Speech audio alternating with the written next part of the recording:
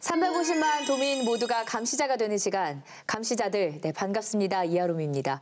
우리 지역의 크고 작은 이슈와 정책들을 꼼꼼히 감시하고 우리가 바로 이 지역의 주인임을 확인하는 시간입니다. 오늘도 함께하실 네 분의 대표 감시자들 만나보겠습니다. 안녕하세요. 안녕하세요. 네, 안녕하세요. 네. 지방선거가 이제 3개월 남짓 남았는데요. 정치계에서도 미투 운동이 일면서 정가가 요동치고 있습니다. 가해자들의 두 얼굴에 배신감을 감출 수 없다. 이런 분위기가 팽배합니다. 또 이제는 또 언제 어디서 또 어떤 폭로가 나올지 또 그런 관심도 쏠리고요. 참 씁쓸한 요즘입니다. 주변에서 미투 얘기 모였다면 참 많이 하죠. 네, 충격적이다. 네, 많이 하죠. 이제는 우리 시대에는 미투 혁명까지 왔다. 왜냐하면 우리 사회가 이때까지 뿌리 깊게 만들어온 사회적 불평등, 그다음에 인사권이나 재정권을 가진 자들에 대한 힘의 불균형 논리, 그다음에 양성의 불평등, 이런 여러 가지 문제들이 쌓여온 것들이 이제 나오는 것이거든요. 이제는 진보 보수 여야를 가리지 않고 계속적으로 폐해가 나올 거다라고 생각하고 있습니다. 아마 좋은 기회가 되지 않을까 생각합니다. 네. 당장 유력한 차기 대권 후보였던 안희정 충남지사만 봐도 뭐 정치 생명은 끝난 게 아니냐, 또 한 매체에선 연기처럼 사라진 뭐 이런 표현까지 썼던데요. 저희가 스튜디오에서 그런 말 정말 많이 했잖아요. 네, 정치는 생물이다 이런 얘기했는데 이번 지방선거의 가장 큰 변수는 이 미투 폭로가 아닐까. 네. 그런 예상도 많더라고요. 올해 지방선거가 상당히 이제 뭐 큰 관심인데 요즘 이제 미투 운동이 전개까지 번졌잖아요. 문화예술계에서. 그래서 정가가 요동치고 있는 건 사실이에요. 근데 사실인데 그렇지만서도 지방선거는 무엇보다 그 지역을 살리는 이런 건전한 정책들의 각축장이 되어야죠. 그런데 여기에는 여야나 뭐 진보나 보수 이런 가치가 섞일 필요가 없는 거죠.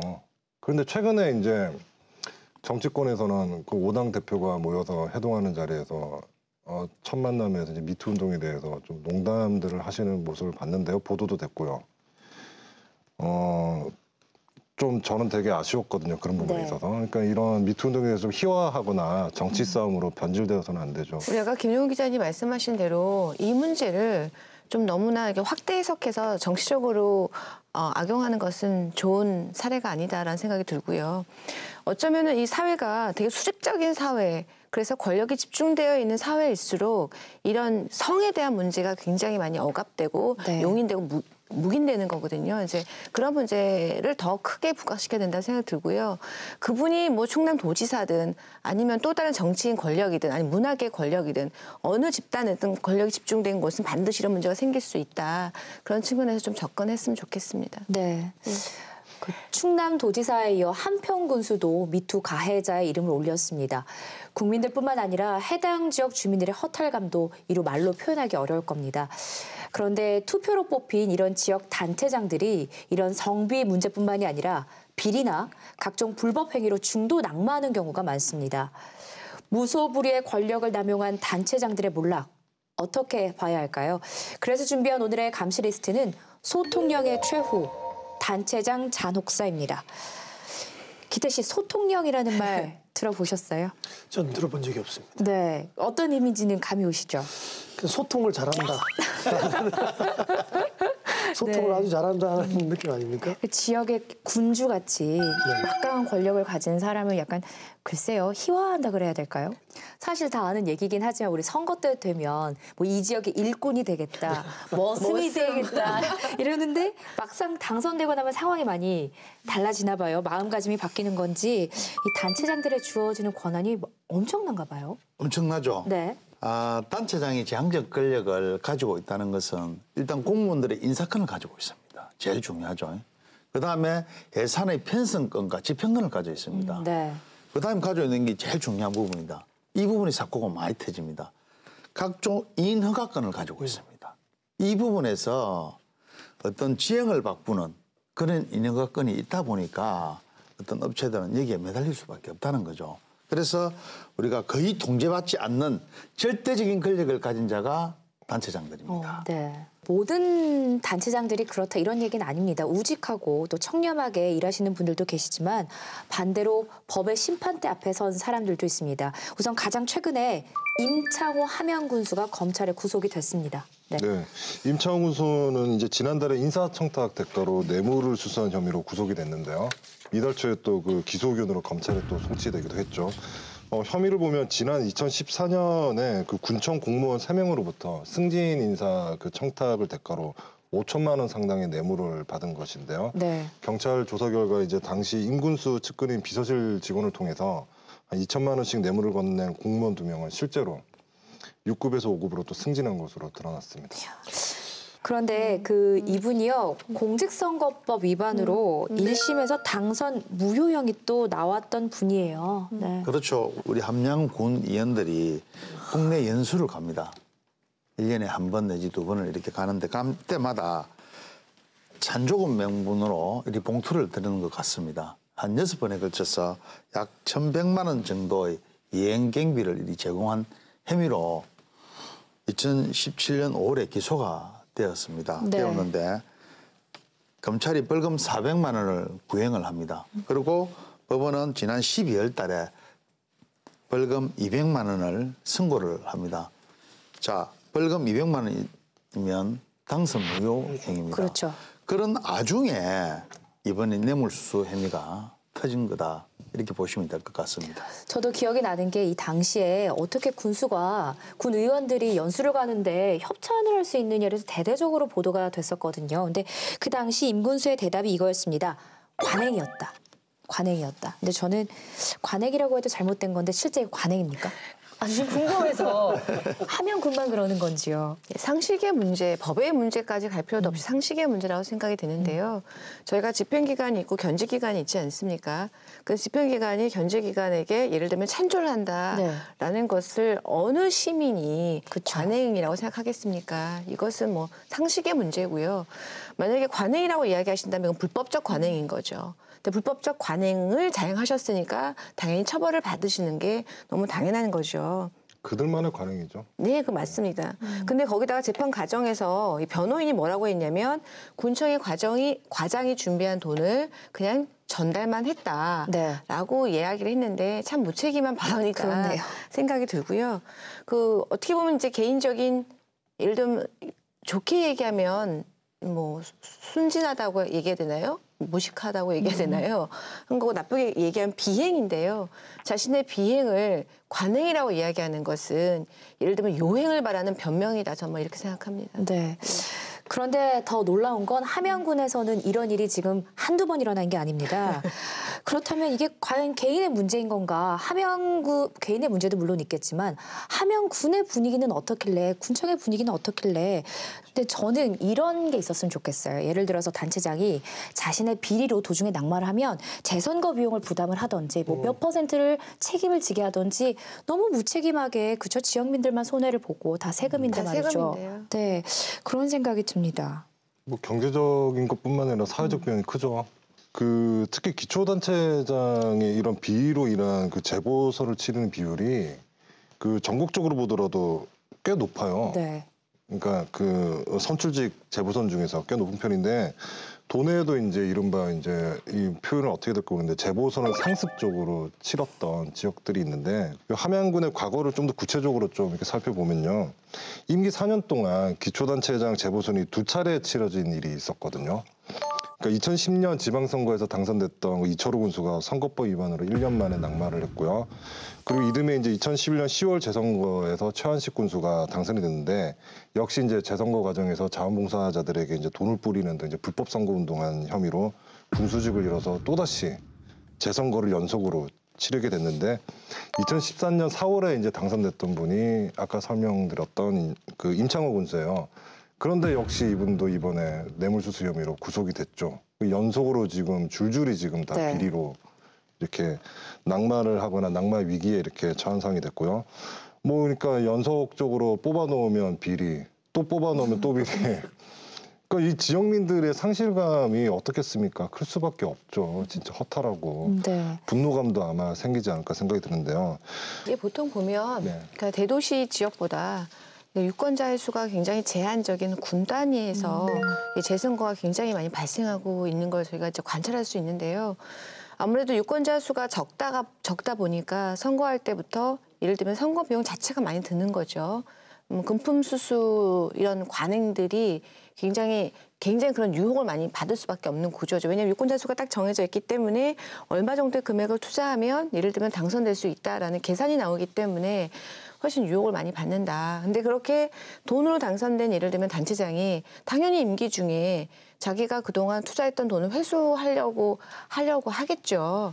예, 뭐 그런 여러 가지 때문에 군 단위에서 이게 반복적으로 계속 재선거가 있는 것이 사실 문제입니다. 그래서 물론 단체장의 자질도 물론 저희가 이야기할 수 있지만 이 지역의 유권자들도 이제 그러한 단체장을 뽑으면 결국은 우리 모두에게 손해가 간다는 좀 인식이 좀 높아져야 된다는 생각이 좀 듭니다. 그러니까 단순히 뭐 그냥 시골일수록 농촌일수록 이 유권자의 어떤 의식이 더 떨어진다라고 이렇게 단정 지을 수는 없고요. 다만 이제 아까 김수님 얘기하셨듯이 인구 규모의 크기가 작다 보니까 이런 불법을 저지를 수 있는 시도할 수 있는 가능성이 크다라는 거죠. 대도시의 인구가 이렇게 많은 크기의 유권자들을 상대하는 것보다 좀 더 작은 수의 인구를 유권자로 뒀을 때 그런 좀 시도할 수 있는 또 이런 불법 선거를 저지를 수 있는 가능성이 커진다는 것이지 뭐 그 지역민들의 어떤 유권자 의식은 또 단정 지을 수는 없는 수준을 거죠. 의심하진 않죠. 그래서 지금 함양군은 현재 부군수 대행 체제로 전환된 상태입니다. 그렇다면 함양군은 지금까지 계속 이런 상태가 반복돼 왔다고 해도 과언이 아닐 것 같은데요. 이런 경우에는 행정 공백이 생길 수밖에 없지 않을까요? 보통 이제 네. 이렇게 단체장이 중간에 사퇴를 한 경우에 저희가 권한 대행 체제로 넘어가게 되는데요. 말 그대로 권한 대행이라는 것은 굉장히 임시라는 의미가 내포되어 있죠. 임시이기 때문에 한정적인 기간에만 지금 그 직을 유지할 수 있는 거죠. 당연히 권한 대행이 이야기하는 것에는 발언의 무게와 힘이 다를 수밖에 없고 더해서 신규 사업을 추진할 수 있는 추진 동력이 떨어지는 거죠. 그러다 보면 전체적으로 예를 들면 군에서 지자체에서 할 수 있는 역할이 대단히 제한적이다. 그래서 이것이 고스란히 그 지역에 있는 그 국민들이나 시민들에게 피해로 돌아가고 있는 것이 현실입니다. 네. 아마 그 함양 군민의 이번 선거의 바람은 이거 하나이지 않을까 싶습니다. 임기를 다 채우는 군수를 보고 싶다. 네. 이런 바람일 것 같은데요. 사실 너무 당연한 건데. 그러니까요. 너무 당연한 건데 참 네. 안타깝습니다. 예. 지역민들도 예. 많이 예. 부끄러워하실 것 같아요. 또 씁쓸해하시고요. 네, 안타깝습니다. 부끄러워만 하셔야 되는데 예를 들면 이제 그냥 선거에 대해서 되게 이제 혐오하는 거죠. 뽑아봤자. 아야 뭐 똑같다. 그놈이 더안 그놈이다라는 좋네요. 그런 인식이 굉장히 높아지셨을 것 같아요. 벌써. 네. 이번에 함양 군수는 누가 뽑히는지 좀 더 관심 있게 지켜보도록 하겠습니다. 경남 지역 얘기로 좀 넘어가 볼까요? 경남 지역 민선 6기 기초단체장 18명 가운데요. 실형을 받고 중도 낙마를 하거나 검찰이나 경찰의 수사를 받았거나 또 수사를 받고 있는 단체장이요. 반 가까이가 된다고 합니다. 18명 가운데요. 보통 어떤 이유 때문이죠? 공직선거법을 보면 당선인이 선거법을 위반했을 때 100만 원 이상을 맞으면 당선 무효가 됩니다. 네. 그리고 그 선거 사무장이 기부행위나 선거법에 문제가 돼서 재판을 받았을 때 300만 원 이상이 되면 당선 무효행위 됩니다. 그래서 민선 6기 우리 동네 18개 기초단체장들 보면 김해 1분, 거창 1분, 고성은 2분.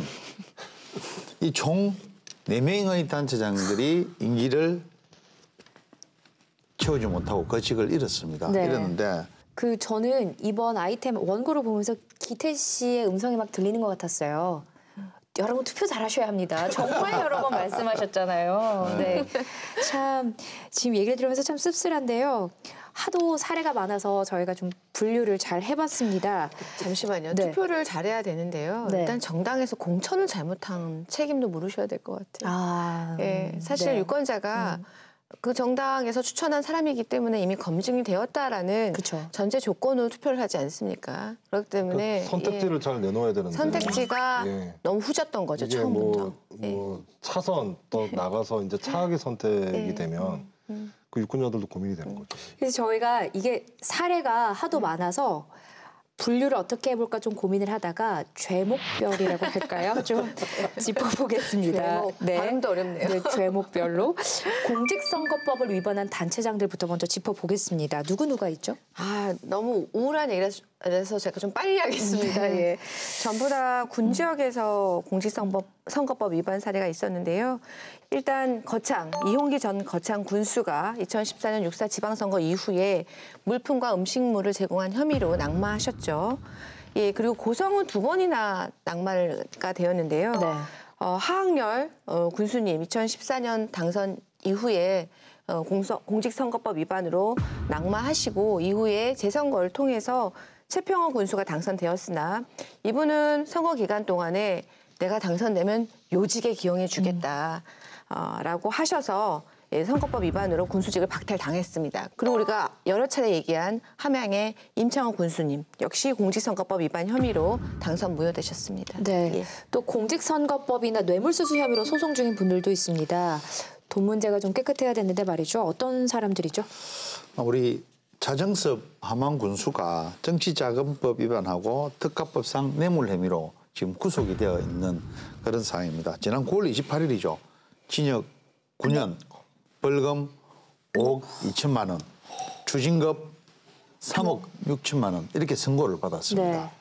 이 차 군수는 2014년 6.4 지방선거에서 앞두고 그해 5월에 부동산 개발업체한테 1억 원을 받은 혐의로 그리고 정치자금법 위반과 지방선거 전 시인들한테 빌린 선거자금 2억 1천만 원을 못 가보셨어요?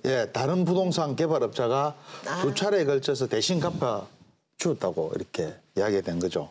특가법상 뇌물수수 혐의로 구속된 것입니다.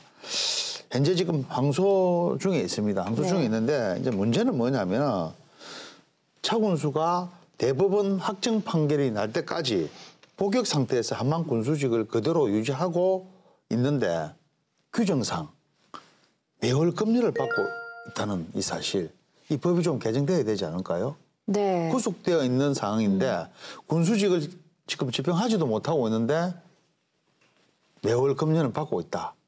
이런 부분에서는 우리가 제도 개선도 좀 필요하지 않을까 싶은 생각도 기가 듭니다. 막히네요. 예. 근데 본인께서는 이제 뭐 벌금하고 추징금을 좀 보태지 않으실까 하는 생각이 들고요. 그 오용호 의령군수로 농장 창고를 그 돼지 축사로 이제 불법 용도 변경한 그 불법 행위죠. 그 벌금 2천만 원을 선고받았는데요. 공직선거법 외에 이제 다른 혐의는 이제 집행유예 이상의 징역형을 받아야지 이제 직을 잃게 되는 것이거든요. 그렇기 때문에 이제 벌금형은 이제 직은 이제 계속 유지할 수 있는 것이죠. 네. 그리고 송도군 사천시장은 하수시설 공사에 억대 뇌물을 받은 정황으로 경찰이 이제 압수수색까지 벌였지만 아직 뭐 소환이라든가 수사 결과가 나오지 않은 상황이어서 지금 뭐 혐의를 단정할 수 있는 상황은 아니고요. 송 시장은 지금 결백을 주장하고 있습니다. 주장하고 있는 상황이고 이분 입장에서는 좀 많이 좀 안녕하지는 못하겠죠. 네. 지금 방송 보시는 분께서 와 어마어마하다 이렇게 생각하실 것 같은데요. 그런데 아까 천영기 의원께서 이런 말씀 해주셨잖아요. 단체장을 견제하기 위해선 지방의회가 좀 힘이 있어야 된다. 이런 말씀을 해주셨는데 그렇다면 왜 힘을 기르지 못했나, 책임에서 자유로울 수 있을까 이런 생각도 들거든요. 원래 지방자치제의 원래의 목적은 그러니까 집행부인 단체와 그리고 의회가 서로 상호 견제를 통해서 건전하게 활동을 하라는 건데요. 어떻게 보면 참 이게 지역주의 병폐인데요. 한 지역에서 예를 들면 단체와 의회가 한 식구인 거죠, 거의. 한 정당에 거의 독식을 하고 있는 구조이다 보니까 한 식구끼리 어떻게 견제가 되겠습니까? 견제가 되고 있지 않는 거죠. 그러니까 다수당하고 소수당을 물리적으로 조정하는 것 자체는 가능하지 않을 뿐더러 그걸 어떻게 할 수 있는 방법은 없는 것이고요. 정치 구도상으로. 네. 그럼 유권자들이 선택하는 거니까 어떻게 할 수 없는 거지 않습니까? 다만 이제 다수당에서는 같은 소속당의 단체장이 하더라도 이 단체장의 잘못이나 또는 정책 방향이라든가 잘못된 부분이 있으면 이 부분에 다수당에서도 견제를 해야 될 의무가 있는데 다만 이제 김수영 의원께서 얘기하신 거는 너무 이게 너무 밀착된 구도로 가지 않느냐. 그 부분에 대해서는 다수당이 김 기자님 너무 잘 아시면서 그렇게 얘기하시면 안 되죠. 선거 제도를 잘 이해하시잖아요. 천영기 의원을 전혀 안 보고 말씀을 하세요. 제가 말씀드립니다. 김수 의원님이 이런 이야기를 하십니다. 단체장과 의회가 같은 당이어서 비리가 많이 생길 수도 있다고 이야기를 하시는데 그거는 저는 인정하죠. 없습니다. 제가 사실은 이게 그건 아니고요. 시청자분들 앞에서 너무 창피한 얘기이기 때문에 네. 이 얘기는 안 하려고 했는데 네. 결국은 공천의 문제인 거죠. 공천의 공천 문제. 누가 문제죠. 공천권을 가지고 있느냐는 네. 거죠. 결국은 지역의 국회의원이 가지고 있지 않습니까? 네. 그리고 지역의 국회의원들이 결국은 단체장인 도지사나 시장과의 긴밀한 관계들을 다 갖고 있잖아요. 그렇기 때문에 이 힘의 균형이 안 맞는 거죠. 애초에 의원의 공천 과정에 처음부터 깊숙이 관여되어 있기 때문에 출발선상 자체가 수직적인 구조에서 출발을 하는 거죠. 아니 김주수 의원이 너무 단정적으로 말씀하시는 것 같아요. 단정적이 아니고 국회의원과 사실이지 시장이 가까운 분도 계십니다. 그렇지만 국회의원과 시장이 엇박자를 내는 분도 있습니다. 서로 관계가 불편한 관계에 있는 분도 있습니다. 그런 관계를 가지고 국회의원이 공천을 주고 하는 것은 저는 아닙니다. 그거는 지금 우리 경상남도 18개 시군 중에서 국회의원과 시장의 관계가 좋은 분이 과연 몇 분 있겠습니까? 저는 몇 분 없다고 생각합니다. 네. 국회의원의 의향을 시장이 안 받아주면 서로 엇박자 나는 겁니다. 그래서 시장이 내가 마음에 드는 사람을 국회의원 보고 이렇게 공천을 해달라 이렇게 할 수 없습니다. 저는 단정코 분명히 말씀드립니다. 우리 김주수 의원님 말씀이 좀 그런 뉘앙스를 풍기는데 그런 거는 절대로 아니라는 말씀을 드리고 싶습니다. 네, 여기서 좀 정리를 하겠습니다. 아마 보시고 또 소수당은 소수당대로, 또 거대 정당은 거대 정당대로, 여당은 여당대로, 야당은 야당대로 모든 입장을 다 들으셨으니까요. 여러분이 잘 투표하시면 됩니다. 사실 지금 이 방송을 보고 계신 여러분이 유권자시고 여러분이 그 힘을 갖고 있습니다. 저희가 진짜 몇 년에 한 번씩 그 종이 한 장으로 우리의 네. 힘을 발휘를 하잖아요. 네. 그러니까 무엇보다 주민들, 유권자들의 역할이 가장 중요하죠. 처음에 뽑을 때 잘 뽑아야 하는데, 그러니까 잘 뽑으려면 후보에 대한 검증을 해야 되는데, 그러기 위해서는 선거에 유권자들이 관심을 가져야죠. 네. 어느 후보가 어떻다라는 걸 좀 파악도 하고 이 후보에 대한 관심, 즉 선거에 대한 관심을 가져야 되는데 그런데 실상은 좀 그렇지 못하다는 것이죠. 이렇게 투표율을 보면 이게 나타나는데요. 지난 19대 대통령 선거 경남의 투표율이 77.8%였는데요. 2014년 지방선거 투표율은 59.8%였습니다. 그러니까 대통령 선거에 비하면 현저히 떨어지는 수치죠. 네. 5차례의 지방선거 평균 투표율은 59.34%인데 대선과 비교하면 15%포인트나 지금 떨어지는 수치이죠. 네. 내가 태어날 나라는 선택할 수 없어도 내가 살아갈 나라는 내가 선택할 수 있다라는 말이 있습니다. 소통형 단체장보다 소통형 단체장이 있는 지역에서 살고 싶지 않으신가요? 그 결정을 바로 여러분이 직접 하실 수가 있습니다. 이번 6월 지방선거는 역대 최고 투표율이었다. 이런 소식이 들리기를 기대하겠습니다.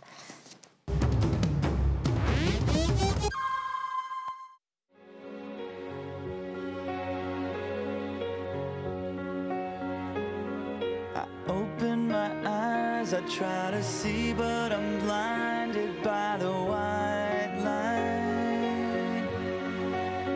I can't remember how, I can't remember why I'm lying here tonight, and I can't stand the pain, and I can't make it go away. No, I can't stand the pain.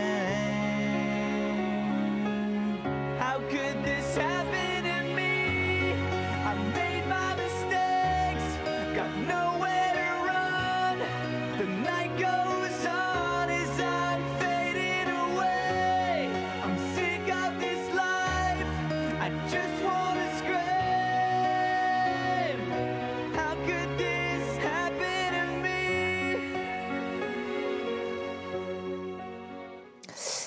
매일 회사로 가는 발걸음이 얼마나 무거울지, 또 앞이 내다보이지 않는 하루하루를 보내는 GM 근로자들의 답답한 마음을 다 헤아릴 수는 없겠지만 이 상황이 잘 해결되길 바라는 국민들이 많습니다. 네, 모쪼록 힘내시길 바랍니다.